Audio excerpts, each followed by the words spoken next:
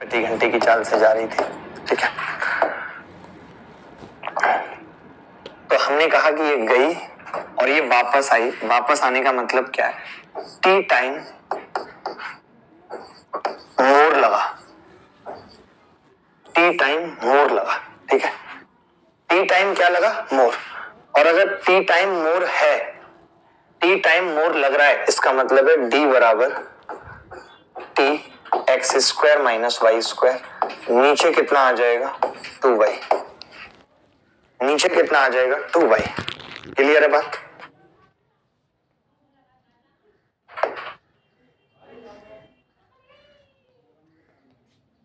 आगे बढ़ते हैं।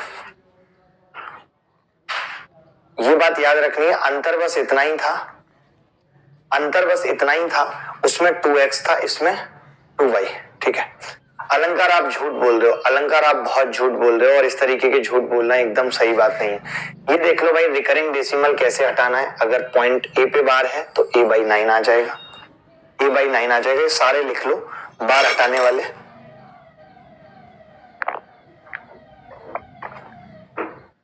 दीपांकर कल से कर रहा हूं। a/9 ab पे बार है तो ab/99 दोनों आ जाएंगे, यानी जितने बार हैं उतने 9 आना कंफर्म है। ठीक है, एबीसी की बात करूं तो एबीसी बटे 999। ठीक है, अगर पॉइंट ए बी बार है, खाली बार एक पे है, तो वो जिस पे बार नहीं है वो घट जाएगा, और जितने पे बार है उतने 9 आएंगे, जितने पे नहीं है उतने 0। एबीसी तो आपने देखा कि एबीसी में सी पे बार है, ए बी पे नहीं है, तो ए बी घट जाएगा। एक संख्या पे बार है तो 1 9, 2 पे नहीं है तो 0। एबीसी, अब इसमें क्या होगा कि ए पे बार नहीं है तो ए घट जाएगा, 2 पे बार है तो 2 9 और 1 0। ये याद रखना है, रिकरिंग डेसिमल पे भी सवाल पूछे जाने की संभावना है। ठीक है, सम ऑफ नेचुरल नंबर क्या होता है, sum of square of natural number क्या होता है, sum of cube of natural numbers क्या होता है, ये तीनों फॉर्मूले याद रखने हैं। ठीक है, आगे बढ़ते हैं। 2 की डिविजिबिलिटी क्या है? जिसके अंतिम अंक 2 से कटता है वो संख्या 2 से कटती है। डिविजिबिलिटी पे एक सवाल 100% आएगा, कोई नहीं रोक पाएगा। डिविजिबिलिटी रूल रट लेना अभी के अभी। जो संख्या 4 से कटती है, जिसके अंतिम 2 अंक 4 से कटते हैं, 4 का यूज कैसे आएगा? आपसे 36 पूछ लेगा। 36 पूछ लेगा का मतलब ही क्या है? 36 अगर उसने पूछ लिया, इसका मतलब 9 और 4 से चेक करना है। तो कोई भी संख्या last 2 digit should be divisible by 4, तो संख्या 4 से कटेगी। लास्ट के 3 अंक 8 से कट रहे हैं तो संख्या 8 से कटेगी। लास्ट के 4 अंक 16 से कट रहे हैं तो संख्या 16 से कटेगी। 3 से वो संख्या कटती है जिसके अंकों का योग 3 से कटता है। 9 से वो संख्या कटती है जिसके अंकों का योग 9 से कटता है। 3 और 9 के लिए सिर्फ अंकों का योग चेक करना है। उसके बाद 5 से वो संख्या कटती है जिसका अंतिम अंक या तो 5 है या 0 है। 25 से वो कटती है जिसके लास्ट के 2 अंक 25 से कटते हैं। 125 से वो कटती है जिसके लास्ट के 3 अंक 3 क्यों? 5 की घात 3, 2 क्यों? 5 की घात 2। ठीक है, उसके बाद 6 से वो संख्या कटेगी जो 2 और 3 से कटती है। 10 से वो कटेगी जिसका इकाई का अंक 0 होगा। 11 से कटने का मैंने रूल लिखा हुआ है, यदि संख्या 11 से विभाज्य यानी विषम स्थानों पर इसके अंकों का योग। इसको चेक भी करके बता देता हूँ। ये वाला पॉइंट ज्यादा इंपॉर्टेंट है। कैसे? जैसे मैंने एक संख्या लिखी 8563, तो हम कैसे चेक करते हैं? हम क्या करते हैं, 2 में से 1 घटाएंगे 1, 6 में से 3 घटाया 3, 8 में से 5 घटाया 3। अब इन सबको जोड़ लेते हैं, ये आ रहा है जी 7। 7 11 से कटता है? नहीं, तो ये संख्या भी 11 से नहीं कटेगी। यानी अल्टरनेट मैंने लिखा हुआ है, sum of difference of every 2 consecutive digit is divisible by 11, then number will be divisible by 11, तो संख्या 11 से कटेगी। आगे बढ़ते हैं। डिविजिबिलिटी बाई 7, 7 का डिविजिबिलिटी क्या है? जैसे मैंने एक संख्या लिखी 85231। ठीक है, तो 7 का डिविजिबिलिटी रूल है कि आपने इसको डबल किया और घटा दिया। ठीक है, 8521, फिर डबल किया और घटा दिया 850। क्या 85 कटती है 7 से? नहीं, तो ये संख्या भी 7 से नहीं कटेगी। बात खत्म। आजकल नूरा फतेह बहुत चिपकने लगी। आयुष्मान खुराना से विचार दीजिए। मुझे नहीं पता यार, पेन फराटा को देख रहे हो कैसे पता है? जैसे ये तो नीरा फतेह के मोहल्ले में रहता है, आयुष्मान खुराना इसका दोस्त है, और ये अपनी बालकनी से उन्हें चिपकते हुए देख रहा है कैमरे का बड़े लेंस से। यही कर रहे होगे ना?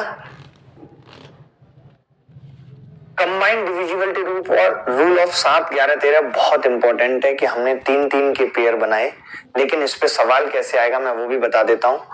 3-3 के पेयर बनाए, और अगर उन पेयर का अंतर 7 से कट रहा है तो संख्या 7 से कटेगी, 11 से कट रहा है तो संख्या 11 से कटेगी। मैं ऐसे लिख रहा हूं, देखना 240 और 247 तीन तीन के पेयर बनाए, कितना अंतर आ रहा है 7, इसका मतलब संख्या 7 से कटेगी।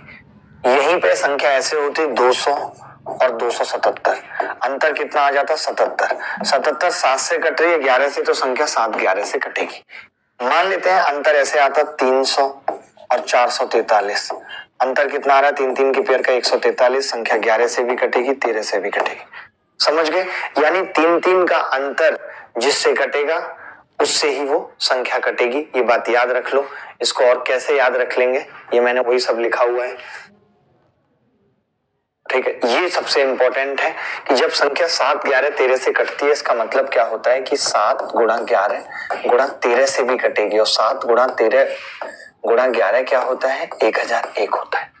एबीसी गुणा 1001, एबीसी गुणा 1001 बराबर एबीसी एबीसी। अगर आपको ये लिखा हुआ है कहीं भी किसी संख्या में कि ये संख्या 7 11 13 से कट रही है, इसका मतलब कि वो 1001 से कट रही है, और 1001 से जो भी संख्या कटती है उसका रूप होता है एबीसी एबीसी। हमें कई बार क्या करेगा 543 और 5xy देके बोल देगा कि बताओ x प्लस वाई क्या होगा। अगर संख्या 7 11 13 या 1001 से कट रही है तो मैं समझ जाता हूं कि ये 4 और 3 होगा, यानी x 4 और y 3 होगा। iOS पे ऐप 1 दिसंबर तक आ जाएगी, कोशिश यही है कि 1 दिसंबर तक आ जाए।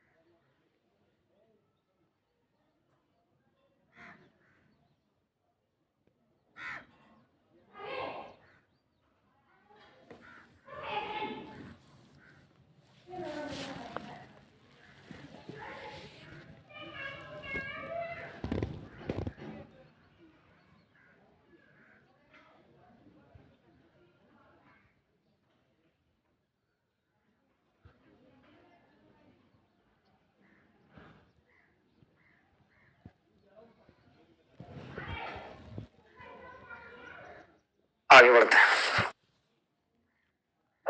ये मैंने बता दिया पूरा। हाँ, इसके बाद मुझे ये भी बताना था कि अगर संख्या ए बी है और उसको 101 से गुणा कर दें तो वो ए बी बन जाती है, और अगर किसी को 10101 से कर रहे हैं तो वो ए बी बन जाती है। और ये जो 101 है इसके फैक्टर होते हैं 3 7 13 37, तो इस पे भी सवाल पूछे जाने की संभावना है, ठीक है।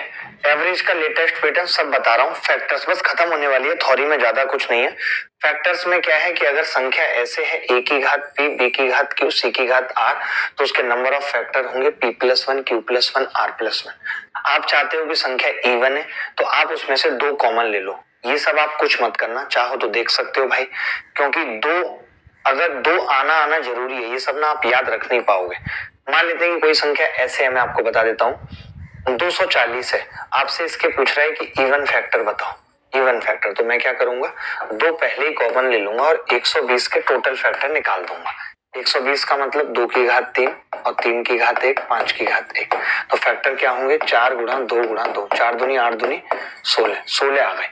मैं ये टेंशन ही नहीं पालूंगा। अगर मुझसे और पूछता तो मैं सारे 2 हटा देता, इसमें से जितने भी 2 थे वो सब हटा देता, 15 बच जाता। तो फैक्टर कितने आ जाते 3 की घात 1 5 की घात 1, यानी 2 गुणा 2 4 आ जाते। समझ गए? बस इतना करना है, ये कुछ रूल याद रखने की जरूरत नहीं है। अगर आपसे इवन पूछ रहा है तो 2 कॉमन ले लो, अगर आपसे पूछ रहा है कि 4 से कटने वाले चाहिए तो 4, ठीक है। सम ऑफ फैक्टर्स, गुणनखंडों का योग। सम ऑफ फैक्टर्स क्या होते हैं, ए की घात पी, बी की घात क्यू, सी की घात आर। क्लियर है? तो सम कैसे निकलता है, जैसे ए की घात पी है तो 0 से शुरू करेंगे, पी तक जाएंगे, बी की घात 0 से शुरू करेंगे, क्यू तक जाएंगे, सी की घात 0 से आर तक जाएंगे। ये सम ऑफ फैक्टर होता है। अगर सम ऑफ इवन पूछता है तो फिर से 2 कॉमन ले लेंगे, लेकिन वो 2 बाहर रहेगा। ऐसे फैक्टर का सम पूछता है जो 5 से कटते हैं। आज यार लाइक्स बहुत कम है, 2600 लोगों ने लाइक किया है, लगभग 3000 लोग देख रहे हैं। बताओ 400 लोग तो यहीं पे हैं जिन्होंने अभी तक नहीं किया। कितनी गलत बात है। सर अभिनय सर क्लिप पे अमीषा पटेल वाली वीडियो, यार मैं उस वीडियो का बता रहा हूँ ना, फैन हो गया, मेरे पास सुबह ही आ गई थी, मैं देख चुका हूँ। मुझे लगता है उस एडिटिंग को करने में 1-1.5 महीना लगा हुआ उस आदमी को। 1-1.5 महीने से पहले एडिट नहीं हो सकती। अच्छा, अगर एवरेज ऑफ फैक्टर पूछता है तो कैसे निकालेंगे? सम निकाल देंगे फैक्टर्स का, उसके बाद नंबर ऑफ फैक्टर से भाग कर देंगे। एवरेज निकलता ही ऐसे है, सम बटे नंबर से निकलता है एवरेज। ठीक है। अब प्रोडक्ट ऑफ फैक्टर भी बहुत इंपॉर्टेंट है, इतनी बार सवाल आया। तो प्रोडक्ट ऑफ फैक्टर x का निकालना है तो कुछ नहीं करते, x की पावर n/2 हो जाती है, जहां पे n नंबर ऑफ फैक्टर है। यानी मुझसे किसी ने पूछा कि 20 के प्रोडक्ट ऑफ फैक्टर बताओ, तो मैं पहले इसके क्या करूंगा, 2 की घात 2, 5 की घात 1 टोटल फैक्टर निकाल दूंगा, और इसके टोटल फैक्टर होंगे 2 + 1 3 और 1 + 1 2, यानी 20 की घात 6 उत्तर आ जाएगा। आधा भी तो करना है, सॉरी आधा भी करना है, तो 20 की घात 3 उत्तर आ जाएगा। जितने फैक्टर है उसका आधा पावर लगा देंगे, x की पावर n/2। ठीक है। नंबर ऑफ प्राइम फैक्टर्स, ये सबसे ज्यादा इंपॉर्टेंट है। रूट गुणनखंडों की संख्या, रूट गुणनखंडों की संख्या सबसे ज्यादा इंपॉर्टेंट है। ठीक है। क्या है? a की घात p, b की घात q, c की घात r, तो p + q + r। कुछ नहीं करना, बस प्राइम नंबर में तोड़ना है, प्राइम नंबर में तोड़ना है और सम कर देना है। इस पे सवाल कैसे आता है बता देता हूं। आपको पता है क्या पूछेगा? 30 की घात 15 गुणा 35 की घात 16 के प्राइम फैक्टर्स की संख्या बताओ, ये पूछ लिया। तो अब हम क्या करते हैं, बच्चा क्या है ना, इसे प्राइम फैक्टर तोड़ने में लग जाता है। नहीं, आप बस ये देख लो कि इसमें प्राइम फैक्टर हैं कितने, 2 या 6 पंजे 30, 3 है, तो यानी 15 सबकी पावर आएगा, 3 बार आएगा 15, तो 45 तो इसके होंगे, प्लस 35 5 और 7 2 2 बार 16 आएगा, तो 2 × 16 32, 32 का मतलब कितना हो गया, 77। समझ गए बात को? बात की गहराई समझ गए? बात की गहराई समझ गए? समझनी पड़ेगी। कॉमन फैक्टर सबसे ज्यादा महत्वपूर्ण है, वेरी वेरी इंपॉर्टेंट। क्या होता है कॉमन फैक्टर, कैसे याद रखेंगे? x की पावर n प्लस a की पावर n का एक common factor x plus a होता है अगर n ऑड है। अब पता है सवाल कैसे पूछेगा? सवाल पूछेगा 19 की घात 41 प्लस 29 की घात 41 को 24 से भाग किया है, बताओ रिमाइंडर क्या होगा? इतनी सी बात पूछ लेगा, आप खेल जाओगे। कि 24 से भाग किया है, बताओ रिमाइंडर क्या होगा?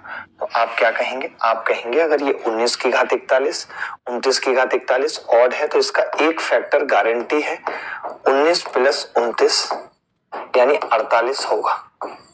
अगर 48 होगा तो संख्या 24 से पूरी कट जाएगी, तो रिमाइंडर कितना होगा? 0। ऐसे पूछ लेता है सवाल, ऐसे सवाल पूछ लेता है, देखते देखते रह जाते हैं लोग। अंगद कुशवाहा सर, मेरे लिए आप भगवान से भी बढ़कर हैं। पहले मुझे मैथ्स नहीं आता था, पर अब आपके पढ़ाए हुए चैप्टर के सारे क्वेश्चन लगा लेता हूँ। A to Z 2.0 से संभव हुआ है, जीवन भर आपका रेडी रहूंगा। अरे कोई बात नहीं, थैंक यू भाई।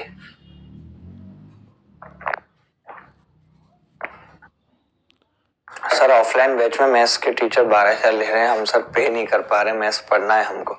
अरे तो ऑनलाइन पढ़ लो भाई, कैसी बच्चे जैसी बातें कर रहे हो। लव और केस तुम्हारे दोनों तोड़ देंगे हम। देखो x की पावर n माइनस a की पावर n का common factor x minus a होगा अगर n ऑड है। ठीक है, का एक common factor x minus a होगा अगर n ऑड है, लेकिन अगर n इवन है तो दोनों होंगे। आप याद भी रख सकते हैं, इवन का मतलब 2 मान लीजिए, तो x² माइनस a² का फैक्टर x प्लस a भी होता है, x माइनस a। ऑड है तो 3 मान लीजिए, 3 में केवल x माइनस a होगा, 3 में केवल x प्लस a होगा।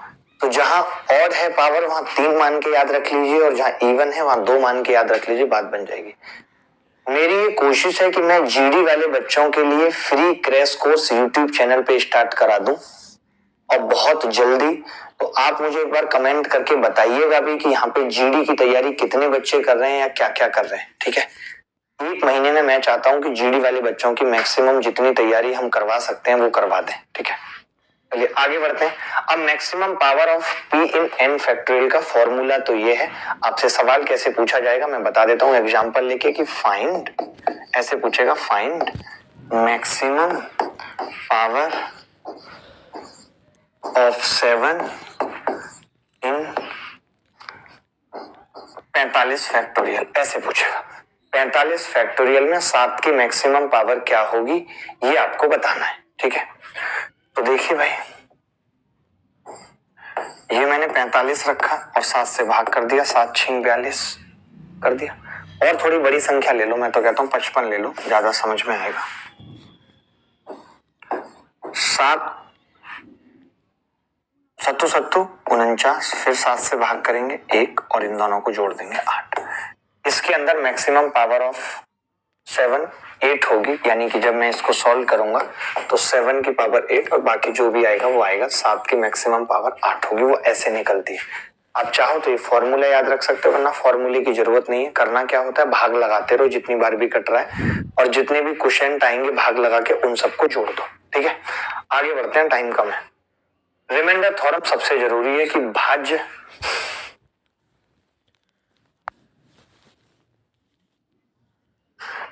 बराबर भाजक गुणा भागफल प्लस शेषफल, आप इंग्लिश में भी लिख लो।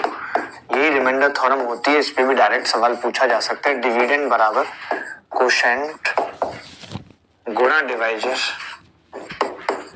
Plus remainder. ठीक है, ये याद रख लेना, रिमाइंडर थ्योरम में डायरेक्ट सवाल पूछा जाता है। ठीक है, आगे बढ़ते हैं। प्रॉपर्टीज ऑफ रिमाइंडर में क्या है, ये बहुत इंपॉर्टेंट है कि जैसे मैं सवाल भी दिखाऊंगा, अभी सवाल भी लेके आया हूं कि x को d से भाग कर रहे हैं तो r बच रहा है, x को d से करेंगे तो 2r बचेगा। यानी जो हम संख्या के साथ करते हैं, जितना भी कुछ हम संख्या के साथ ऑपरेशन करते हैं वही रिमाइंडर के साथ अपने आप हो जाता है। यानी अगर मैंने संख्या को डबल किया तो रिमाइंडर डबल हो जाएगा, अगर वो संख्या से बड़ा हो गया तो दोबारा भाग लगा देंगे, 3 गुना किया तो 3 गुना हो जाएगा। मैंने संख्या का स्क्वायर किया तो रिमाइंडर का स्क्वायर हो जाएगा, बड़ा हो गया तो फिर डी से भाग कर दूंगा। मैंने संख्या का क्यूब किया तो रिमाइंडर का भी क्यूब हो गया, बड़ा हो गया तो फिर डी से भाग कर दूंगा। यानी जो क्रियाक्रम आप संख्या के साथ करोगे वही रिमाइंडर के साथ अपने आप हो जाएगा। अगला पॉइंट, जैसे आपने क्या किया, 2 से गुणा कर दिया, संख्या को 1 जोड़ दिया तो रिमाइंडर भी 2 से गुणा होकर 1 जुड़ जाएगा, बड़ा हुआ तो फिर डी से भाग कर देंगे। ये सबसे इंपॉर्टेंट है। ये क्या है अलग से बता देता हूं कि जैसे आपने एक संख्या m थी, x से भाग किया तो r1 बच रहा है, आपने m को x से भाग किया तो r2 बच रहा है। तो कायदे में m प्लस n को x से करता तो r1 प्लस r2 बच जाता, लेकिन अगर ये संख्या बड़ी हो गई तो रिमाइंडर दूसरा बचेगा। बड़ी हो गई तो x घटेगा, इसमें से एक बार भाग चला जाएगा तो r1 प्लस r2 में से x घटेगा और एक नया रिमाइंडर आ जाएगा r3। तो आपको बस यही बात याद रखनी है कि अगर एक संख्या m है और उसको x से भाग दिया तो r1 बच रहा है, एक संख्या n जिसको x से भाग किया तो r2 बच रहा है। जब दोनों m प्लस n को x से भाग किया तो r1 प्लस r2 बचना चाहिए था, लेकिन बच रहा है r3। इसका मतलब है कि x बराबर होता है r1 plus r2 minus r3। क्यों होता है ये लिखा हुआ है इससे, ये याद रखना है। दोनों रिमाइंडर को जोड़ के तीसरे वाला रिमाइंडर घटा देंगे। सर व्हाट्सएप पर रिप्लाई नहीं मिल रहा, मिलेगा भाई, नंबर छोड़ दो, खुद ही कॉल आ जाएगी, क्या काम है।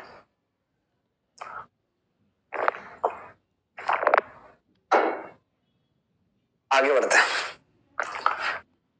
यही वाली बात मैंने यहाँ पे लिखी हुई है, रूल्स ऑफ रिमाइंडर। यानी अगर संख्याएं जोड़ में है तो आप क्या करेंगे, a को भाग कर लो m से, b को कर लो, c को कर लो, d से, सबको जोड़ दो, फिर बड़ा हो गया फिर भाग कर दो। अगर संख्याएं गुणा में तो गुणा कर देंगे, कोई बड़ी बात नहीं है, छोटी सी बात थी।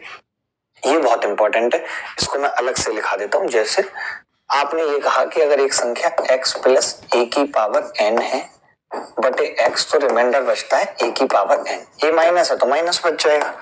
एक ही बात याद रखनी है, यहाँ पे x की जगह x का कोई मल्टीपल भी हो सकता है, लेकिन अगर मैंने इसी चीज को x प्लस 1 की पावर n कर दिया और x से भाग दिया तो सिंपल है, रिमाइंडर r बराबर 1 की घात n 1 आ जाएगा। वहीं अगर x माइनस 1 की घात n है और बटे x तो रिमाइंडर अब डिपेंड करेगा, एक तब आएगा जब n इवन है, अगर n ऑड है तो फिर माइनस होगी, पावर -1 आएगा, लेकिन माइनस कभी आता नहीं है। अगर रिमाइंडर माइनस आ जाए तो जिससे भाग करते हैं उसे जोड़ देते हैं डिवाइजर को, तब आ जाएगा x -1 ठीक है। ठीक है, हम अनाउंस कर देते हैं जीडी का बैच। आप बाकी जो बच्चे आपके जीडी की तैयारी कर रहे हैं उनको भी बता देना कि एसएससी अभिनय मैथ्स जो चैनल है उसके ऊपर 1 या 2 दिसंबर से जीडी का बैच आ जाएगा। आगे बढ़ते हैं। एसएससी का ही एग्जाम है ना जीडी, और वो चैनल हमारा एसएससी का ही है 10th वालों का, ठीक है। देख लेंगे, वरना उसके लिए कोई नया चैनल बना लेंगे तो देखा जाएगा।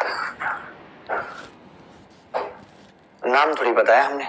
LCM and HCF of fraction जब निकालना होता है तो एलसीएम कैसे निकलता है? एलसीएम ऑफ न्यूमरेटर, ऊपर वाले का एलसीएम, नीचे वाले का एचसीएफ।